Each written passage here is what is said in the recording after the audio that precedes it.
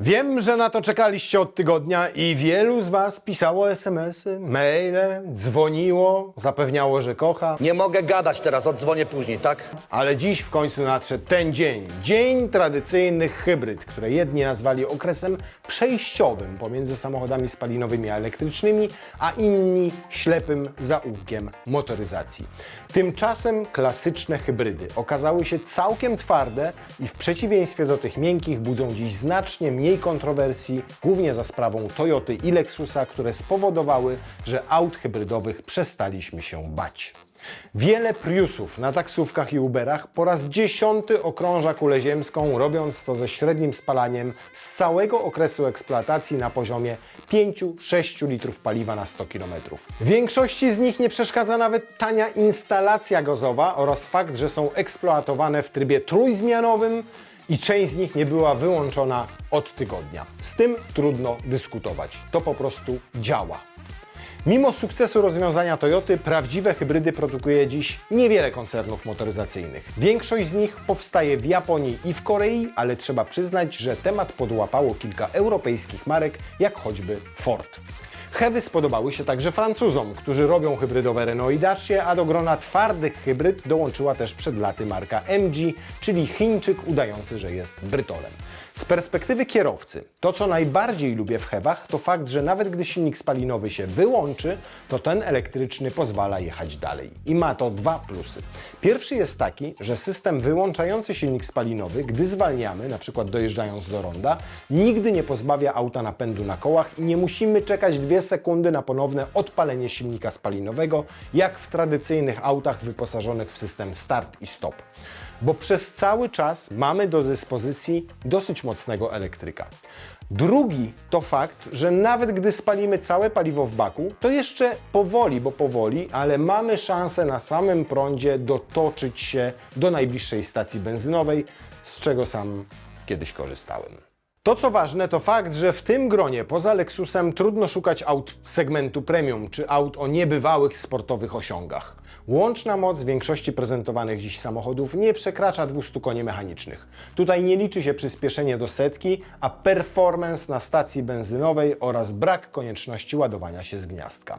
Bo prawdziwa twarda hybryda potrafi odzyskiwać energię podczas hamowania i choć do perpetuum mobile jeszcze sporo jej brakuje, to rzeczywiście potrafi być bardzo oszczędna. To, co równie ważne, to fakt, że w praktyce użytkowanie hybrydy nie różni się za bardzo od użytkowania tradycyjnego samochodu spalinowego czy takiego wyposażonego w technologię MHEV. Z racji niewielkiego skomplikowania i bezawaryjności tych napędów, a także braku eksploatacyjnych niedogodności, jak mniejszy bagażnik, znacząco wyższa masa czy mniejszy zbiornik paliwa, to właśnie one cieszą się sporą popularnością. W przypadku zakupu używanego HEV-a warto oczywiście sprawdzić stan akumulatorów oraz upewnić się, że auto nie stało miesiącami na placu. Tego twarde hybrydy bardzo nie lubią. I wreszcie, last but not least, HEV-y stały się wreszcie autami bardziej przystępnymi cenowo. Dlatego dziś pokażę Wam 10 nowych i używanych hybryd z różnych segmentów w cenie do 150 000 złotych. Zapraszam Was na zestawienie 10 najtańszych samochodów hybrydowych dostępnych na polskim rynku. Miejsce pierwsze MG MG3 Hybrid Plus.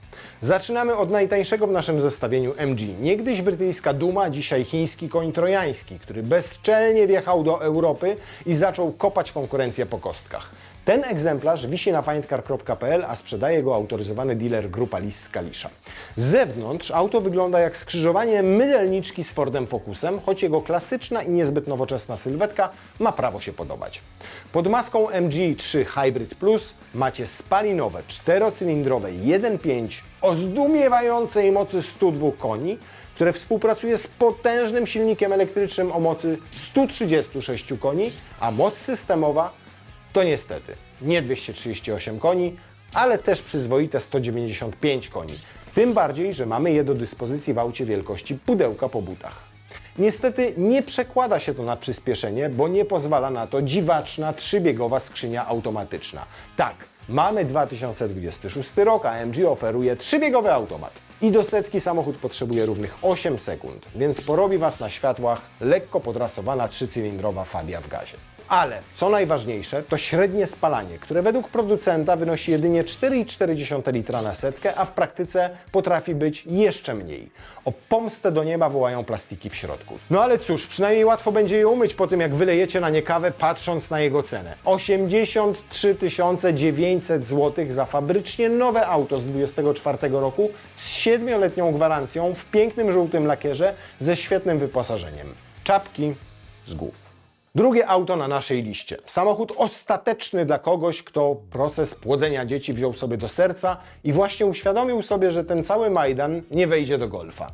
Tę sztukę znajdziecie na findcar.pl prosto od autoryzowanego dealera Daci w Gorzowie Wielkopolskim za 98 400 zł. Ale pamiętajcie, kupując to auto, oficjalnie rezygnujecie z prób zaimponowania sąsiadom, rodzinie, kolegom w pracy. Ale zyskujecie święty spokój na lata. Technika to czyste, wolno ssące, 4-cylindrowe 1.6 od Renault o mocy 94 koni spięte z 49-konnym elektrykiem. Razem daje to szalonych 140 koni. Setka pojawia się na budziku po 10 sekundach, co w 7-osobowym kurniku jest wynikiem w zupełności wystarczającym.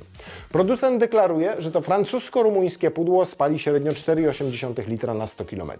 Kłowa skrzynia bez sprzęgła brzmi jak projekt zrobiony przez studentów po pijaku, ale na drodze po prostu działa. Zwłaszcza, że ktoś, kto kupuje to auto, nie oczekuje stylu, nie oczekuje osiągów, nie oczekuje już niczego, ergo nie będzie nigdy zawiedziony. Po prostu pakujecie ferajnę, jedziecie za grosze i śmiejecie się w twarz obecnym cenom paliwa. Jedyne, o czym musicie pamiętać, to by podczas wyprzedzania tira gorliwie się modlić całą rodziną o podmuch wiatru w plecy. Kia Niro HEV. Jeśli rozsądek miałby 4 koła, z przodu na pewno miałby znaczek Kii. Ten konkretny czarny egzemplarz zgarniecie przez findcar.pl u autoryzowanego dealera w Zielonej Górze. Przeceniono go o 16%, bo to model z 2025 roku, który obecnie kosztuje 119 500 zł. Niro jest tak do bólu racjonalne i poprawne, że aż czasami od tego bolą zęby. Aby nie zarzucano mi szowinizmu, to przewrotnie powiem, że jest to idealny kandydat na męża, ale fatalny kandydat na kochanka. Przepraszam, ale byłem pod prysznicem. Na szczęście Koreańczycy powiedzieli tu twarde nie wyjącym przekładniom i wsadzili 6-biegowy automat. Silnik spalinowy 1.6 GDI daje 105 koni, elektryczny dokładna 44, co sumuje się do 141 koni mechanicznych. Sprint do setki zajmuje 10,4 sekundy, więc szału nie ma. Ale nie o to tu chodzi. Niro wciąga średnio tylko 4,4 litra benzyny na setkę i przy wciskaniu gazu redukuje bieg zamiast wyć jak potępieniec. To idealny sprzęt dla kogoś, kto od dziecka prowadzi tabelkę w Excelu na wszystkie życiowe wydatki i ani razu się na niej nie zawiódł. Honda HR-V to nie jest po prostu hybryda, to jest jeżdżące laboratorium japońskiej fizyki dostępne na findcar.pl, które na sprzedaż za 121 900 zł wystawił dealer Hondy w Szczecinie. System i-HEV działa w ten sposób, że spalinowy 1.5 o mocy 107 koni przez większość czasu tylko warczy sobie pod nosem, ładując baterię. Z kołami bezpośrednio spina się niemal wyłącznie na autostradzie, bo na co dzień koła napędzane są przez silnik elektryczny, który ma 131 koni i taka też jest moc całego układu. Setka pęka w 10,6 sekundy, więc jeśli kręcą Cię piski opon, to idź do innego salonu. A jeśli szukasz japońskiego zen, to jesteś w domu. W mieście płyniesz tym autem jak poduszkowcem, spalając katalogowo 5,4 litra. Z tyłu masz genialne Magic Seats, do których wstawiasz drzewo albo małą betoniarkę. HR-V króluje w rankingach bezawaryjności i na stacji benzynowej, a także ma coś, czego zabrakło wcześniej prezentowanym w tym zestawieniu samochodom. Jakiś styl, design, no ma prawo się podobać. Hyundai Tucson Hybrid wjeżdża na rewir na pełnej petardzie i absolutnie nie przeprasza, że żyje. Z przodu wygląda jak skrzyżowanie statku obcych z Batmobilem, a z tyłu wygląda jakby uciekł właśnie spod pazurów tygrysa. Tę czerwoną sztukę wystawia na findcar.pl autoryzowany dealer z województwa zachodniopomorskiego w rewelacyjnej cenie 138 432 zł. Jeżeli uważacie, że to drogo albo że wyposażenie wersji Modern to za mało, to odezwijcie się do dealerów Hyundai'a za pośrednictwem platformy Findcar, poproście o przygotowanie oferty finansowania, bo ponoć teraz niezłe promki w Hyundai'u na Tucsona wjechały. Pod maską siedzi tu turbo doładowane 1.6 TGDI o mocy 180 koni połączone z 65-konnym elektrykiem i z klasycznym automatem. Łącznie mamy 239 koni mocy systemowej. W efekcie ten czołg zamyka setkę w równe 7,8 sekundy, a średnie spalanie producent obiecuje 5,7 litra na 100 km, co w aucie tych gabarytów brzmi jak magia. Bezczelny, szybki, potwornie skuteczny, słabo wyposażony. I szczerze, testowaliśmy Tucsona na karoserii i zrobił na nas naprawdę dobre wrażenie. Ford Kuga FHEV, czyli Full Hybrid Electric Vehicle. Kiedy cała Europa ekscytuje się malutkimi silniczkami i tonami miedzianych kabli, Ford wszedł na imprezę i powiedział: podtrzymajcie mi piwo. Ten srebrny egzemplarz znajdziecie na findcar.pl u autoryzowanego dealera w Gorzowie za 139 900 zł. Pod maskę wsadzono tu wielkie, pancerne, 2,5-litrowe, wolno ssące serce pracujące w cyklu Atkinsona. Ten kompaktowy SUV czerpie 152 konie mechaniczne z silnika spalinowego, który w duecie z silnikiem elektrycznym daje 180 koni mocy systemowej. Napęd na przednie koła trafia za pośrednictwem skrzyni ECVT, zrobionej na patencie Toyoty. Przyspieszenie do setki to uczciwe 9,1 sekundy, a katalogowe spalanie w cyklu mieszanym to 5,3 litra. To jest układ, który przetrwa wybuch wojny nuklearnej, a do tego to wciąż jest Ford, więc zawieszenie i układ kierowniczy to czysta mechaniczna perfekcja. W szybkich zakrętach ta stodoła na kołach prowadzi się lepiej niż większość kompaktów. Można zatem śmiało powiedzieć, że należy mu się Oscar za rolę trzecioplanową. Toyota CHR, czyli dowód na to, że Japończycy jednak mają fantazję i przestali projektować auta wyłącznie z myślą o kierowcach Ubera i naszych dziadkach. Tę hybrydę znajdziecie na findcar.pl od dealera Kozłowski w Nowogardzie, który wycenił ją na 144 000 złotych. I tu warto podkreślić, że nie jest to wcale najtańszy CHR na platformie findcar.pl, bo tego modelu mamy ponad 600 egzemplarzy, wszystkie do kupienia od ręki, ale do gustu wyjątkowo przypadł nam właśnie ten egzemplarz ze względu na jego zestawienie kolorystyczne i wersję wyposażenia Style. To właśnie w tym połączeniu fajnie widać ciekawą bryłę i detale Toyoty CHR. Ale tak szczerze, to kogo obchodzi design Toyoty? Nikogo, bo tu liczy się to, co napędza auto. A pod jego maską bije solidne serce 1.8 o mocy 98 koni, a do tego 94-konny elektryk. Razem 148 koni mocy w systemowej, w hybrydzie 5. generacji, która nadal ma skrzynię ECVT, ale już tak nie wyje jak kosiarka z sąsiada, który postanowił Was obudzić w niedzielny poranek po hucznym weselu kuzynki z Oleśnicy. CHR do setki dobija w 9,9 sekundy, co tyłka nie urywa, ale za to spala śmieszne 4,7 litra. Psuje się rzadziej niż stalowy łom, a pod marketem rzuca się w oczy jak wóz strażacki. Nissan X-Trail e-Power. Pierwszy, ale nie jedyny samochód używany w tym zestawieniu. Pokazujemy go jako używkę, bo nowy znacznie przekracza nasz budżet, startując od 199 000 złotych. Ten niebieski egzemplarz z 2023 roku z przebiegiem 46 000 km zaparkował na findcar.pl dzięki dealerowi Toyoty w Lubinie, który wycenił go na 146 900 złotych.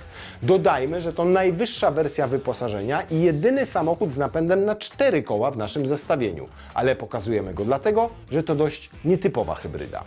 Otóż Japończycy wymyślili tu koło na nowo i poszli totalnie pod prąd. System e-Power to trochę taki inżynieryjny kosmos albo koszmar, zależy jak kto woli. 3-cylindrowe 1.5 turbo pod maską generuje 158 koni, ale nie ma żadnego fizycznego połączenia z kołami. Robi wyłącznie za agregat prądotwórczy. Napęd na 4 koła e-Force idzie tutaj z 2 silników elektrycznych o łącznej mocy 213 koni mechanicznych. Jak to jeździ? Przyspieszenie do setki zajmuje równe 7 sekund. Reakcja na gaz jest zaskakująco dobra. W środku masz ciszę elektryka, ale tankujesz benzynę na CPN-ie w 3 minuty. Jedyny minus to dosyć wysokie na tle innych hybryd spalanie. Katalogowo 6,4 litra, ale z praktyki wiemy, że nie trudno je podwoić, na przykład podczas jazdy autostradą. Lexus ES 300H. Wchodzimy w krainę jedwabiu, ciszy i grubego portfela. Ten egzemplarz na findcar.pl jest sprzedawany z drugiej ręki przez dealera w Sadach koło Poznania. Dla tego układu napędowego 75 000 km przebiegu i 5 lat to tyle co nic. Można powiedzieć, że jednostka jest dopiero na dotarciu, a auto wystawiono na sprzedaż za 149 900 zł. Naszą uwagę przykuł ze względu na wersję wyposażenia. Prestige, który ma praktycznie wszystko co istotne w standardzie. Dlatego jeśli Twoje życie to ciągły stres, dzwoniące telefony, wrzody na żołądku od korporacyjnej kawy, to ten wóz jest lekarstwem, którego nikt nie przepisze na NFZ. Pod maską pracuje niezawodne 2,5 litra wsparte elektrykiem. Łącznie 218 koni mocy systemowej, setka w 8,9 sekundy, ale to auto totalnie nie ma sportowych ambicji. To blisko 5-metrowa kolumbryna, która siorbie absurdalnie mało, zaledwie 5,2 litra na 100 km. Co nietypowe dla Hewa, spalanie potrafi utrzymywać się na tym samym poziomie także podczas jazdy autostradowej.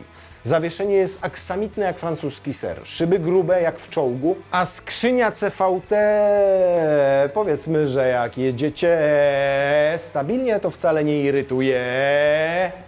Kanapa na kołach dla kogoś, kto już zajarzył, że nie musi się nigdzie spieszyć, bo wie, że pośpiech poniża. I pewnie ten Nexus zająłby pierwsze miejsce w naszym zestawieniu, gdyby nie to, że ostatnio mieliśmy okazję przejechać się zupełnie inną, nietypową hybrydą, czyli Renault Austral e-Tech.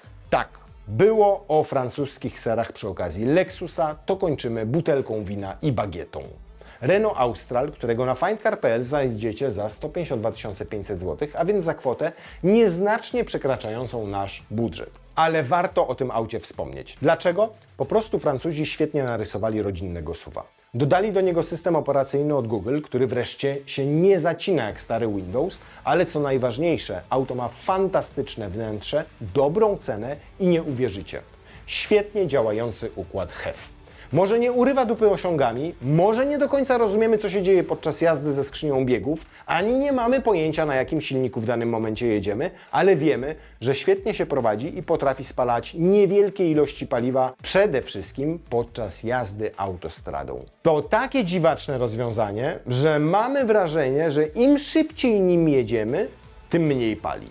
Za tę czarną magię pod maską odpowiada tylko 3-cylindrowe 1.2 turbo, 2 silniki elektryczne, wielotrybowa skrzynia kłowa i bateria. Efekt? 200 koni mocy systemowej, które pozwalają osiągnąć setkę w 8,4 sekundy. Spalanie zaledwie 4,6 litra w cyklu mieszanym. Do tego system 4Control, czyli 4 koła skrętne, dzięki którym Austral zawraca w miejscu, jak wózek widłowy i trzyma się drogi jak przyklejony. Pełna innowacja bez kompleksów. Po latach kryzysu Renault wraca na salony i choć nie chciało nam to początkowo przejść przez usta, to naprawdę jesteśmy pełni uznania. I tak dojechaliśmy do końca. 10 fur, 10 dowodów na to, że da się jeszcze jeździć dynamicznie, bez nerwowego wpatrywania się w kurczący się zasięg baterii i bez lęku przed cenami paliwa na stacjach.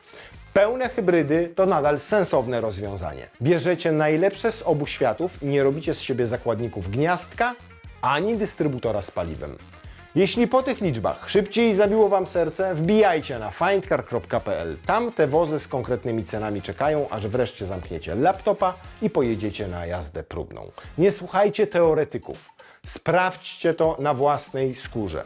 Hybrydy nie są dla każdego, ale może są już dla Was. Subskrybujcie nasz kanał, klikajcie dzwoneczki i widzimy się w następnym zestawieniu. Już za tydzień. Tym razem przyjrzymy się bliżej samochodom typu plug-in hybrid.